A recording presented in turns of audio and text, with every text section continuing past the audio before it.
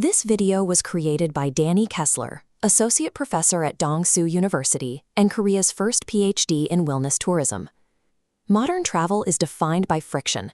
Crowded transit hubs, delayed flights, and relentless schedules drain physical and mental reserves. Yet an entire industry has emerged to reverse this exact depletion. This data tracks a massive economic shift. The current wellness tourism sector is valued at $894 billion. Compared to the 2012 baseline of $439 billion, the growth velocity is clear.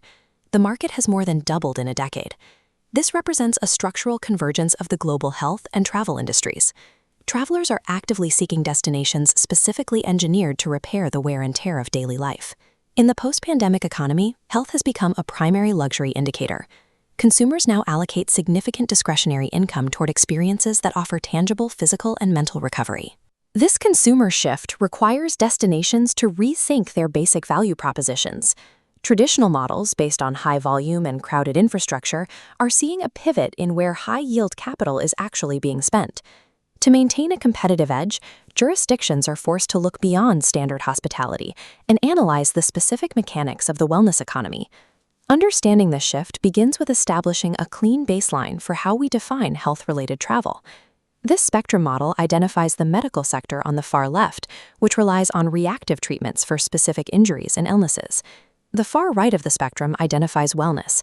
This side is proactive, focusing on lifestyle maintenance, longevity, and stress reduction before an illness occurs.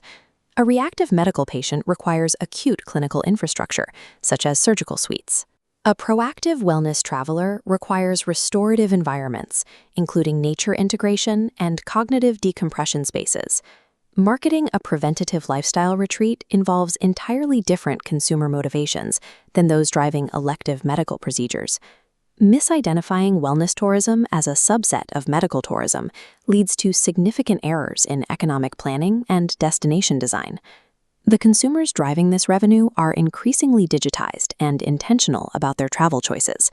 A common misconception in destination management assumes these travelers are exclusively an ultra-wealthy elite visiting isolated retreats. The data shows a more complex market. We define the primary traveler as the consumer whose entire itinerary is motivated by a specific wellness outcome. The secondary traveler integrates healthy activities into a standard business or leisure trip. Secondary wellness travelers constitute the vast majority of the global market. This segment also generates significant economic velocity, as secondary wellness travelers consistently spend more per trip than standard mass market tourists. A corporate traveler may book a standard flight for a conference, but select a hotel that offers recovery amenities like circadian lighting and localized nutrition. While primary travelers establish a destination's credibility, the reputation they build attracts high-volume secondary travelers seeking accessible health integrations. Designing infrastructure for the secondary traveler allows a destination to move beyond niche appeal and capture mass economic scale. Physical geography and local history serve as the foundational building blocks for a credible wellness destination. Sophisticated travelers often reject standardized resort experiences that feel disconnected from their specific location. Millennials, in particular, show a high demand for hyper-authentic, localized experiences that cannot be found elsewhere. These authentic local assets are categorized into three verticals: nature, culture, and history. Indigenous healing practices and geological features, like thermal springs or specific microclimates, function as a competitive moat. Local agriculture and culinary traditions provide another profitable vector, connecting the traveler physically to the region through endemic nutrition.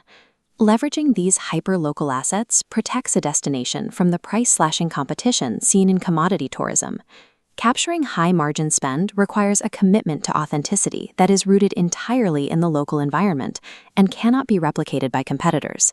The economic success of this model depends on how wellness is integrated into the connective tissue of the destination's macro infrastructure. Economic impact is maximized when wellness principles move beyond individual spas and into the layers of civic design.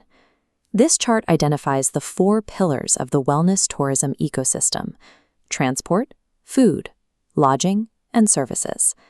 Integration in the transport sector includes restorative airport terminals, noise-mitigating architecture, and circadian-friendly lighting for transit hubs.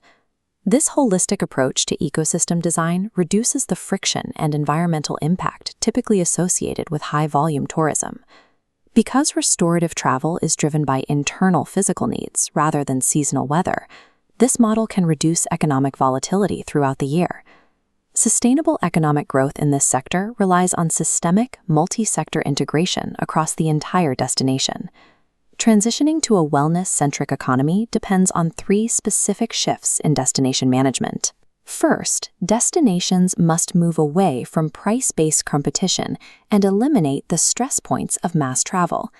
Second, they must prioritize radical authenticity by emphasizing unique geological and cultural history.